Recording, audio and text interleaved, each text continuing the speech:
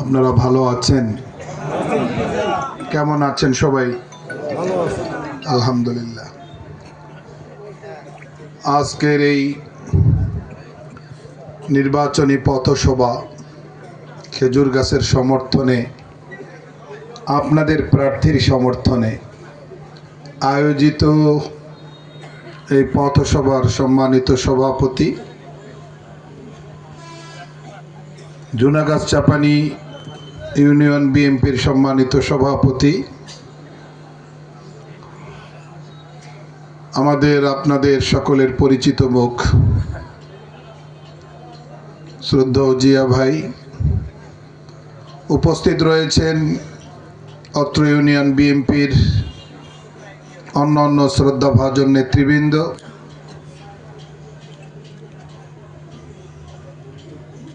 এই ইউনিয়ন বিএনপির অঙ্গ সংগঠন সমূহের বিভিন্ন স্তরের দায়িত্বশীল বর্গ, যুবদল, ছাত্রদল, স্বেচ্ছাসেবক দল, শ্রমিক দল, তাঁতি দল, কৃষিক দল, মৎস্যজীবী দল, সাংস্কৃতিক দল, বিভিন্ন ইউনিটের সম্মানিত শ্রদ্ধেয় দায়িত্বশীল বর্গ, এলাকার শ্রদ্ধেয় মুরব্বিয়ানে কেরাম, সম্মানিত দোকানদার ভাইয়েরা, আমার সামনে উপস্থিত এই এলাকার সর্বস্তরের সাথী ও বন্ধুগণ, ইতিপূর্বে আমরা একবার মিলিত হয়েছি, সেদিন আপনারা বক্তব্য শুনেছেন। সময়টা বড় টাইট, মানে টাইম ভেরি কনজাস্টেড, সময়টা খুব সংকুচিত। শুরুতে আমাদের নানা রকম প্রতিবন্ধকতা ছিল, সংকট ছিল, সময়টাকে যেভাবে কাজে লাগানোর কথা সেভাবে আমরা কাজে লাগাতে পারিনি। এখন সময়টা একেবারে সংকুচিত হয়ে আসছে। আগামীকাল প্রচারণার শেষ দিন, এমত অবস্থায় দ্বিতীয়বার আপনাদের সবার আবেগ, অনুভূতি, আন্তরিকতা, ভালোবাসাকে সম্মান জানিয়ে অল্প সময়ের জন্য আমি হাজির হয়েছি।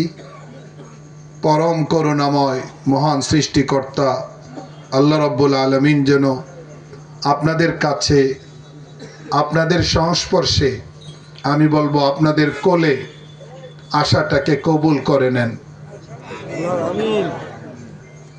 কথা বলার অনেক কিছুই আছে, কিন্তু সময়ের অভাব। রাজনীতিতে এক একজন এক একটা দলে থাকবে, এটার নাম সুস্থ রাজনীতি। ভোটের মাঠে অনেক কয়েকজন প্রার্থী থাকবে, এটার নামেই তো নির্বাচনের রাজনীতি। এক একজন সম্মানিত প্রার্থী এক একভাবে নিজের বক্তব্য উপস্থাপন করবেন, এটাই তো রীতিনীতি, তাই নয় কি?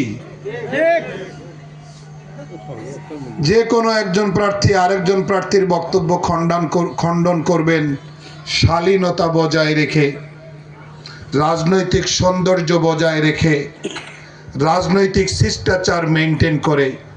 এটাও আমি মনে করি সুস্থ রাজনীতির অংশ। এটার ব্যত্যয় ঘটিয়ে কেউ যদি কাউকে সরাসরি আক্রমণ করে, তাহলে আমি মনে করি এটা কোনোভাবেই কাম্য নয়। আমরা সবার বক্তব্য শুনেছি। আমরা জোটের পক্ষ থেকে আমাদের বক্তব্য পরিষ্কার করবার চেষ্টা করেছি। বাংলাদেশ জাতীয়তাবাদী দল বিএনপির সম্মানিত চেয়ারম্যান জনাব তারেক রহমান সাহেব রংপুর এবং নীলফামারীর বড় বড় নির্বাচনী দুটি জনসভায় কত মার্জিত বক্তব্য দিয়ে গেছেন। ভাইরা আমার, আমরা বিস্ময়ের সঙ্গে লক্ষ্য করছি, কোন কোন জায়গায় আমরা এইরকম খবর পাচ্ছি যে প্রার্থী হয়ে বা প্রার্থীর পক্ষ নিয়ে কেউ কাউকে থ্রেট করেন যে 12 তারিখের পর দেখা যাবে আপনি কোথায় থাকেন। এরকম কথা, এইরকম হুমকির খবর আমরা বিভিন্ন জায়গা থেকে পাচ্ছি। এই ধরনের হুমকি আমি মনে করি রাজনীতির আকাশে একটা খারাপ লক্ষণ, কালো মেঘ। যারা এরকম বলেন তাদের উদ্দেশ্যে আমি আমার শিক্ষাগত শালীনতা বজায় রেখে বলতে চাই যে এইরকম হুমকি দেওয়ার অর্থ আমরা মনে হয় বাইরে থেকে আসছি, যারা বিএনপি করে কিংবা যারা সংখ্যায় কম হলেও জমিয়ত করে তারা মনে হয় অন্য কোনো জায়গা থেকে আসছি ভাড়াটিয়া হয়ে, নচেত এইরকম বক্তব্য কেন আসবে? 12 তারিখের পর দেখা হবে, এই কথা যারা বলেন আমরা জবাবে রাজনৈতিক সৌন্দর্য বজায় রেখে বলতে চাই, কেউ যদি কাউকে দেখতে আসে আমরা এতগুলো মানুষ তো ঘরে বসে আঙ্গুল চুষব না। আমরা শক্তি নিয়েই মাঠে নেমেছি, সাহস নিয়েই আমাদের মাঠে বিচরণ। অনেক ঘাত ও প্রতিঘাত ফেস করেছি, অনেক চড়াই উতরাই পেরিয়ে এসেছি, রাজনীতিতে অনেক উত্থান পতন দেখেছি, কিন্তু আমরা কখনো ঘাবড়ে যাই নাই। আমরা টিকে আছি। বহু কিছু হয়ে গেছে, আমরা কখনো আমাদের আদর্শের রাস্তাটা ছাড়িনি। বাংলাদেশ জাতীয়তাবাদী দল বিএনপি এবং বিএনপি নেতৃত্বাধীন জোট ক্ষমতায় যাওয়ার একটা রাস্তা তৈরি হয়েছে। চলমান নির্বাচনে ভোটের আর মাত্র 3 দিন বাকি, 9, 10, 11। 300 আসনে ধানও পাকতে শুরু করেছে, খেজুর গাছের খেজুরও পাকতে শুরু করেছে। স্বাভাবিক কারণে এখন এই কারো জ্বালা পড়া শুরু হয়ে গেছে। জ্বালা পড়া শুরু হওয়ার পরে কেউ কাউকে ভয় দেখাবে, থ্রেট দেবে, আমরা মনে করি এটা তাদেরই দুর্বলতার আলামত। আমরা আগেও বলেছি, আজও বলছি, সভাপতি সাহেব বলেছেন আমরা সম্প্রীতির চর্চা করি। পবিত্র কোরআনে আল্লাহ তাআলা সম্প্রীতির শিক্ষা দিয়েছেন। হাদিস শরীফে আল্লাহর রাসূল সাল্লাল্লাহু আলাইহি ওয়াসাল্লাম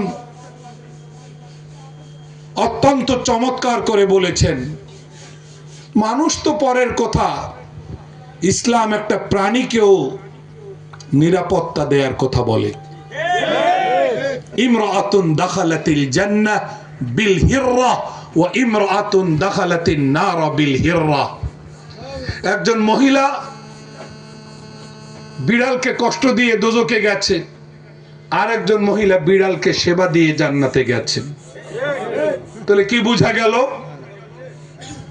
যে প্রাণীকে কষ্ট দিয়ে একজন জাহান্নামে, প্রাণীকে সেবা দিয়ে একজন জান্নাতে। একজন ব্যভিচারিণী, ঈমান তার ভিতরে ছিল বাট পেশায় পতিতা ছিল, পতিতাবৃত্তি করে জীবিকা নির্বাহ করত, যেটা ইসলামে এলাও না, আল্লাহর কাছে গ্রহণযোগ্য না। এরকম একজন ব্যভিচারিণী একটা পিপাসিত কুকুরকে দেখে ওড়না খুলে, ওড়না দিয়ে মোজা পেঁচিয়ে, কূপের মধ্যে মোজা ফেলে ভেজা মোজা উত্তোলন করে ওই ভেজা মোজাটা পিপাসিত কুকুরের মুখে নিয়ে পিপাসিত কুকুরের পিপাসা নিবারণ করেছে। রব্বুল আলামিন সাথে সাথে তাকে ক্ষমা করার সিদ্ধান্ত দিয়েছেন। তাহলে এই দুইটা ঘটনা থেকে আমরা পেলাম যে ইসলাম একটা কুকুরকে নিরাপত্তা দেওয়ার কথা বলে, ইসলাম একটা বিড়ালকে নিরাপত্তা দেওয়ার কথা বলে।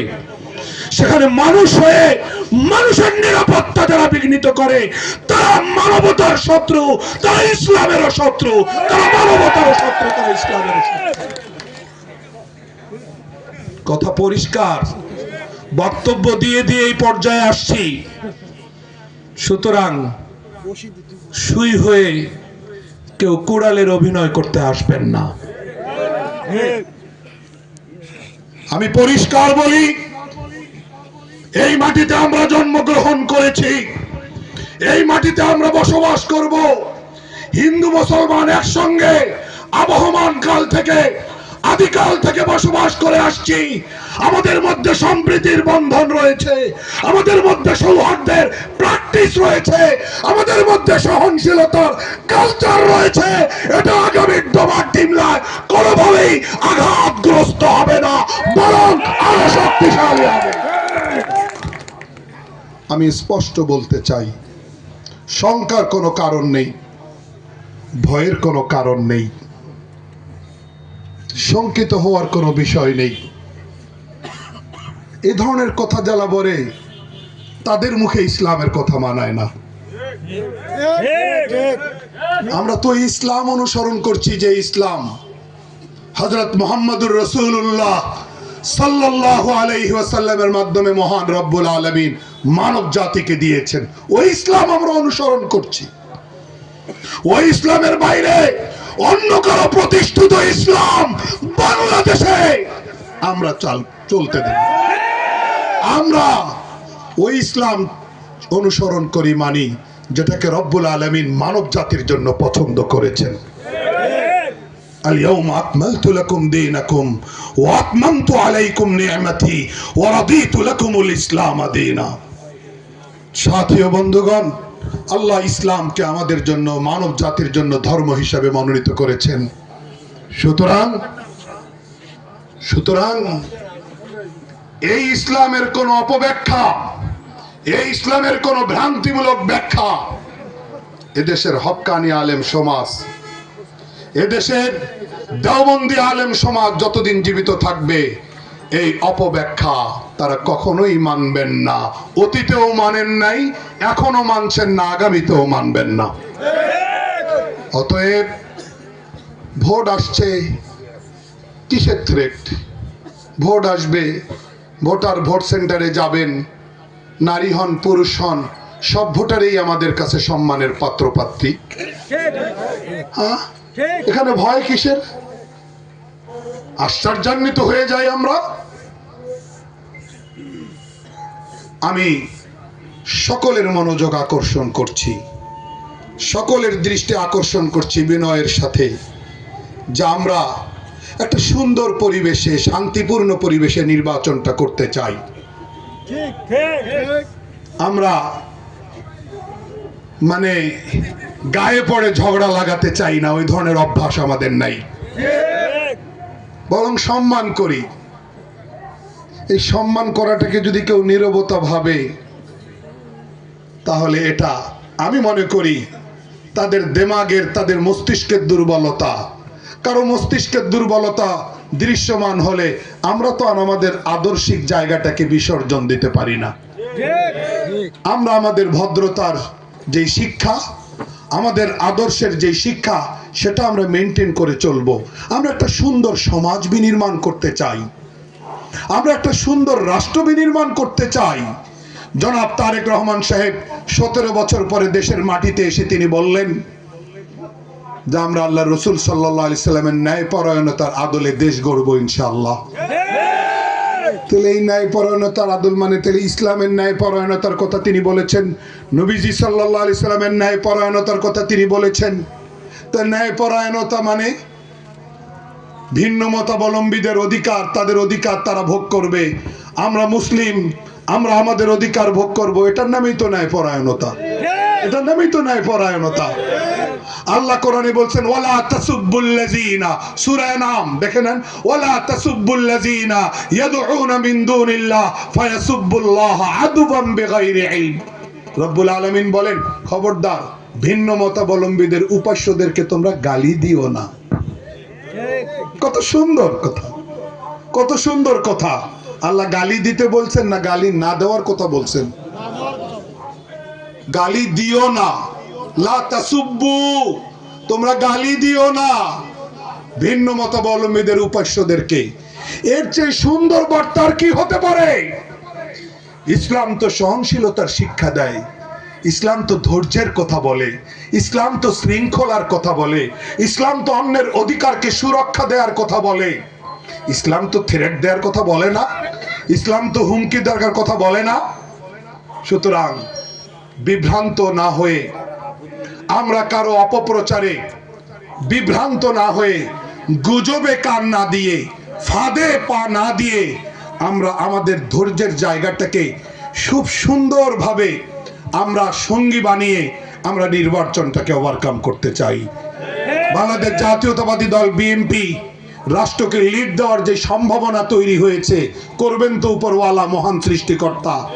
হ্যাঁ, উনি সবকিছু করেন, ক্ষমতা তো আল্লাহ তাআলা বলছেন, কুলিল্লাহুম্মা মালিকাল মুলক তুতিল মুলকা মান তাশা ওয়া তানজিউল মুলকা মিম্মান তাশা ওয়া তুইজ্জু মান তাশা ওয়া তুযিল্লু মান তাশা। আল্লাহ তো বলছেন এটার মালিক উনি। সুতরাং আল্লাহই করবেন সব।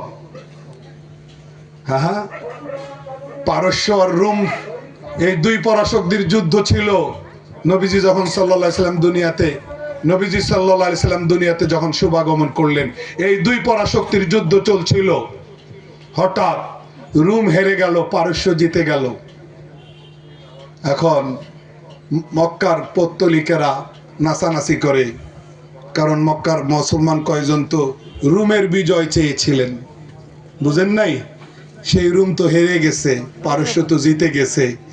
তখন আল্লাহ তাআলা অনেক আগে বলছিলেন, মুসলমান তোমরা মন খারাপ করছো, তোমাদের সমর্থিত রাষ্ট্র শক্তি রোম হেরে গেছে, এই জন্য মন খারাপ করছো না, মন খারাপ করিও না, অচিরেই তারা আবার ঘুরে দাঁড়াবে। আলিফ লাম মিম গলিবাতির রোম ফি আদনাল আরদি ওয়া হুম মিন বাদি গালাবিহিম সায়াগলিবুন। সূরা রোম, নাকি সূরা রোম নামে একখান সূরা নাই? আছে, সেই রোম আল্লাহ পাক আয়াত নাযিল করলেন। ঠিক ওইটাই আল্লাহ করছেন যেটা আল্লাহ বহু আগে ভবিষ্যৎবাণী দিয়েছিলেন। সুতরাং আল্লাহ যদি বাংলাদেশ জাতীয়তাবাদী দল বিএনপিকে, বিএনপি নেতৃত্বাধীন জোটকে ক্ষমতায় নেওয়ার ফয়সলা করেন, সেখানে তো এটাকে রোখা যাবে না, এটাকে তো আটকানো যাবে না। আমাদের কাজ হবে, আমরা যারা এই জোটের সাথে, পার্টিকুলারলি বিএনপির সঙ্গে আমরা যারা আছি, আমরা ধৈর্যের পরাকাষ্ঠা প্রদর্শন করে, আমরা সিনা টান করে, হিন্দু ভাইরা সিনা টান করে ভোট সেন্টারে যাবেন। আমি কথা দিচ্ছি, আল্লাহ তাআলা সবকিছু করেন, আমি আপনাদের পাশে থাকবো, আমি আপনাদের পাশে থাকবো। কে কি করে আমি দেখবো ইনশাআল্লাহ। আল্লাহ তাআলা আমাদেরকে ধৈর্য ধারণ করার তৌফিক দেন। আমরা বেকারত্ব সমস্যার সমাধান করতে চাই, আমরা যদি সেই সুযোগটা পাই।